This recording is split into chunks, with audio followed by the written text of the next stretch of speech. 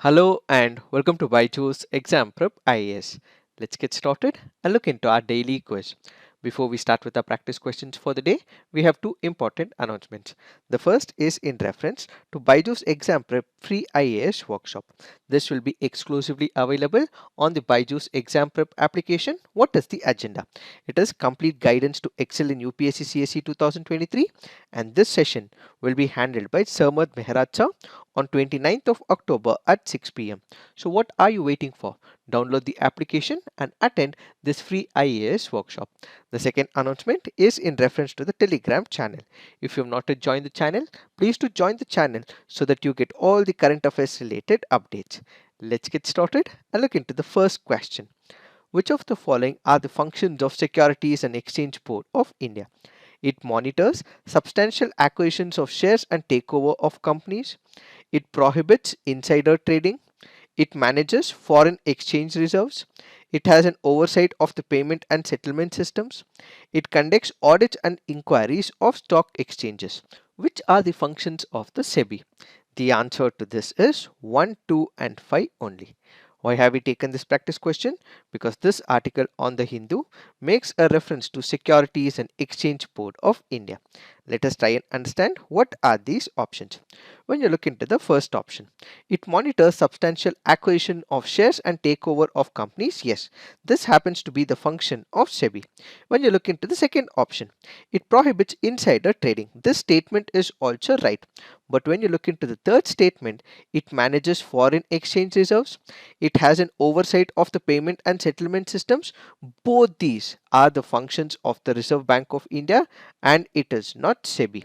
And when you look into the last statement, it conducts audits and inquiries of stock market. This once again is the right statement. Since the third and the fourth statement are wrong, the answer to this would be B, which is 1, 2 and 5 only. What are the functions of SEBI? When we look into SEBI's functions, this can be broadly categorized into three parts. One is the protective function. Second happens to be the regulatory function. Third happens to be the developmental function. What is the protective function? The protective function implies role that SEBI plays in protecting the investor interest and also that of the financial participants. What do we mean by it? Let's say, for example, you have to invest in the stock market. Let's say you're buying the shares of Tata Motors or you're buying the shares of any other company. In that case, you are an investor who's investing a certain amount of money on a company into the stock market. So who will take care of your investment needs? Who will protect you from the fluctuations of the market? It happens to be the SEBI. So the protective function basically means you as an investor will be protected by SEBI. What are the provisions under the protective function? It prohibits insider trading. What is this insider trading? Let's say, for example, you want to buy Infosys share, but there is a person who is already in Infosys who knows about what is happening within the market. He knows how the company is going to work out. So if this particular person who is within Infosys buys the share or reveals this information to another person, that is what is called as insider trading. So a person who is part of that particular company, if he is buying or selling shares because he already knows the information about that particular company, is what is called as insider trading. So SEBI prohibits insider trading. It checks the price rigging as well. It promotes fair practices, and it also provides financial education as well. Then we have regulatory functions. Regulatory functions involve establishment of rules and regulations for the financial intermediaries along with corporates that helps in efficient management of the market. This includes regulating the process of taking over of company, conducting inquiries and audit of stock exchanges, regulates the working of stock brokers as well as the merchant brokers.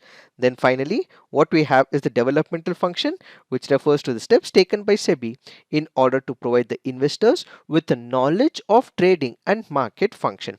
This is about training of the intermediaries who are part of security market, introduction of trading through electronic means or through internet by the help of registered stock brokers. Now let's look into the next practice question. Consider the following statements. During the first few years of Akbar's reign, Miran Khan acted as his regent. Akbar had divided the empire into 12 sabas or provinces. Akbar married the Rajput princess Jodhabai, daughter of Raja Bharmal of Amba. Which of the statements given above are correct? The answer to this is 2 and 3 only. Why have we taken this practice question? Because this article on the Hindu makes a reference to Jalaluddin Akbar, who passed away on October 27. When you look into the first statement says, during the first few years of Akbar's reign, Miran Khan acted as his regent. This happens to be a wrong statement. Why? It is not Miran Khan, but it happens to be Bairam Khan who acted as his regent. Bairam Khan was Humayun's confidant and gained the title of Khan-e-Kanan. During the initial few years, while Akbar was young, he was not able to understand the political situation. It was Bairam Khan who was leading the administration as a regent. The second statement reads, Akbar had divided the empire into 12 sabas or provinces. Yes, this statement happens to be the right statement. When you look into the third statement, Akbar married Rajput princess Jodhabai, daughter of Raj Bharmal of Amber. This statement once again is right. Akbar was well aware of the importance of the Rajput kingdoms and wanted them as allies in order to establish a large empire. The Rajput policy of Akbar was notable. He married the Rajput princess Jodhabai, who happens to be daughter of Raj Bharamal of Amba. He inducted Rajputs into Mughal services. Many of them rose to the position of military generals. Bhagwan Das, son of Raja Bharamal, was also appointed joint governor of Lahore. His son Mansingh was appointed the governor of Bihar and Bengal. Now let's look into the next practice question. Khangkhui Mangsor cave, recently seen in news, is in the state of Assam, Manipur, Tripura, Arunachal Pradesh. The answer to this is Manipur. Why have we taken this practice question? Because this article on the Hindu makes a reference to Khangkhui. This is also called by the name Khangkhui Mangsor. This happens to be a cave, a natural limestone cave about 15 km from Ukhrul, the headquarter of Ukhrul district. And the important factors are this particular cave happens to have a Paleolithic past, and in the past it was also used as a shelter by the local people during the Second World War after the Japanese forces advanced to Manipur and the adjoining Nagaland. Since it happens to be a tourist destination, number of bats have been killed in this particular area. Another serious threat we noticed is the death of bats as unintended victim of the illegal bird traps. So remember, this happens to be a cave and this is in the state of Manipur. It happens to be a natural limestone cave, and archaeologists have discovered many important artifacts dating back to the Paleolithic culture. Now let's look into the next practice question. Consider the following statement. Reserve Bank of India has the sole right to issue banknotes in India. The Coinage Act 2011 gives the Reserve Bank of India the power to design and mint coins in various denominations. Which of the statements given above are correct? The answer to this is one only. Why have we taken this practice question? Because this article here makes a reference to the coins as well as the currencies. When we look into section 22 of the Reserve Bank of India 1934, it gives the Reserve Bank of India the sole right to issue banknotes in India. So when you look into the first statement is right because it says Reserve Bank of India has the sole right to issue banknotes in India. So the first statement is right. But when we look into the second statement, it is wrong. That is because the Coinage Act of 2011 gives the central government the power to design and mint coins in various denominations. It is not the Reserve Bank of India, but it is the central government which has the power to design and mint coins in various denominations. In this case, the role of the RBI is limited to the distribution of coins that are supplied by the central government. When it comes to the currency management, two of India's currency note printing presses in Nasik and Dewas are owned by the Government of India. Two others in Mysore and Salboni are owned by the Reserve Bank of India through its wholly owned subsidiary Bharatiya Reserve Bank Note Mudran Limited, and banknotes in denominations of 10, 20, 50, 100, 200, 500, 2000 are currently being issued. Notes of rupees 2 and rupees 5 are no longer issued. However, older notes of these denominations, if still in circulation, continue to be legal tender, and rupee 1 notes, if circulation, are also legal tender as well. Now let's look into the next practice question. With reference to convertible bonds, consider the following statements. As there is an option to exchange the bond for equity, convertible bonds pay a lower rate of interest. The option to convert to equity affords the bondholder a degree of indexation to rising consumer prices. Which of the statements given above are correct? The answer to this is both 1 and 2.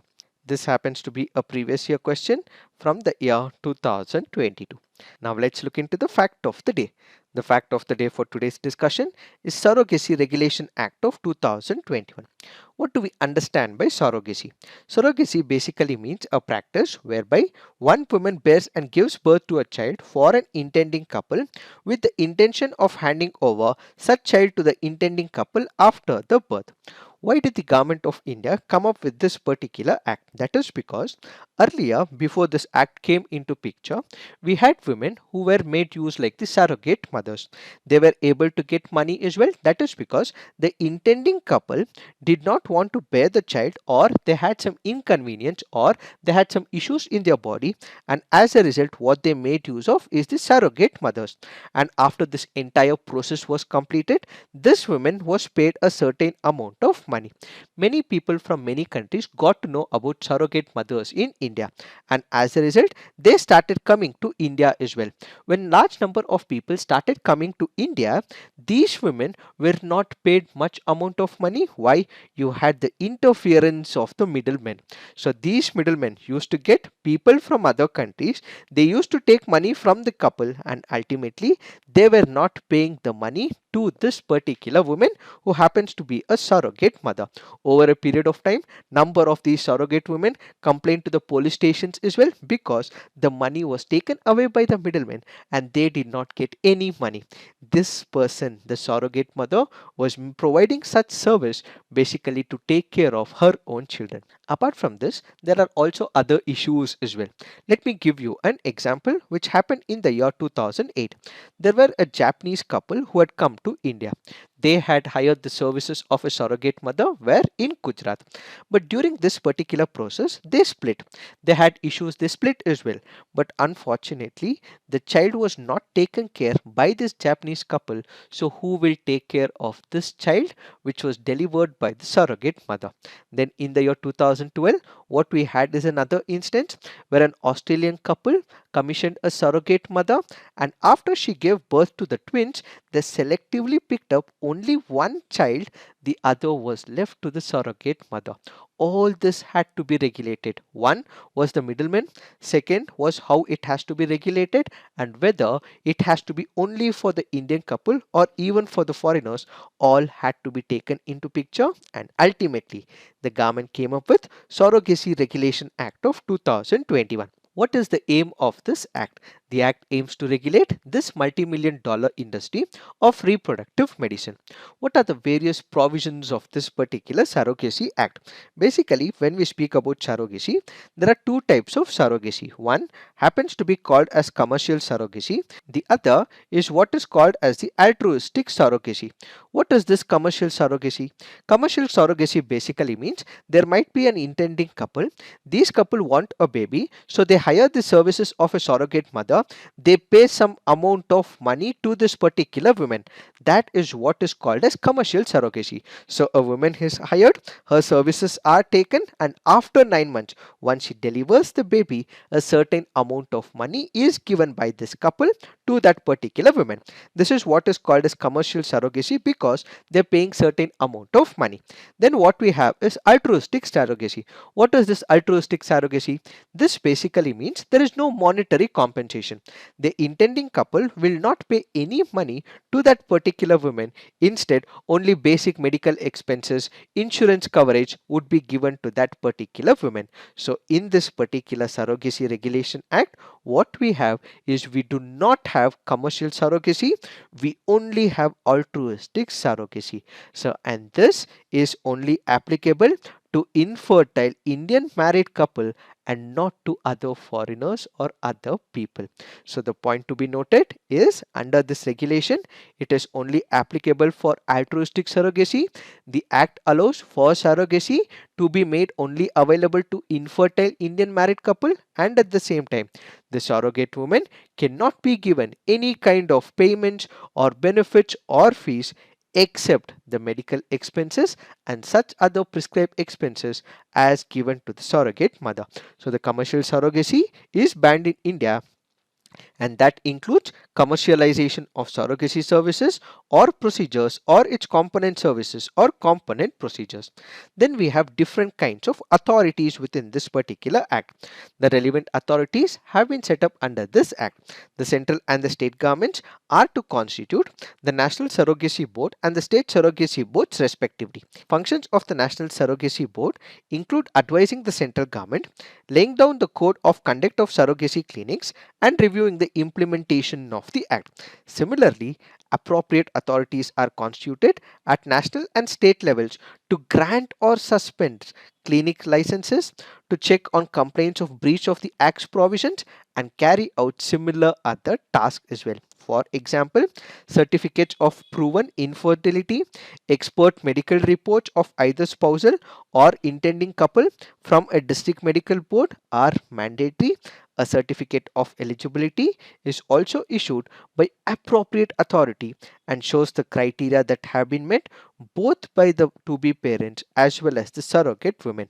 In case there is a particular couple or a woman who is violating this particular act and continues with the commercial surrogacy, in that case it can also lead to imprisonment for a period of about 10 years, and the fine may extend to about 10 lakhs as well. So this completely bans commercial surrogacy and only allows altruistic surrogacy. What have been the criticisms with respect to this act? This act basically goes on to say that when it comes to surrogacy, why are we actually distinguishing what is called as a fertile couple, infertile couple, and why is it only being allowed to the married Indian couple? This disqualifies other section of the people, like people from other countries, whether it is to do with sexual orientation people or the marital status of the couple as well. What if they are in a live-in relationship, or what if the age criteria that has been set up under this particular act is not to be considered? So all this means that there is a violation of right to equality. On one side, you're only allowing married Indian couple, but the non-married, other countries, marital status, sexual orientation, you're not permitting these people. So it is violating right to equality is one such criticism. Added to it, when it comes to reproduction, parenthood, this is for the couple to decide.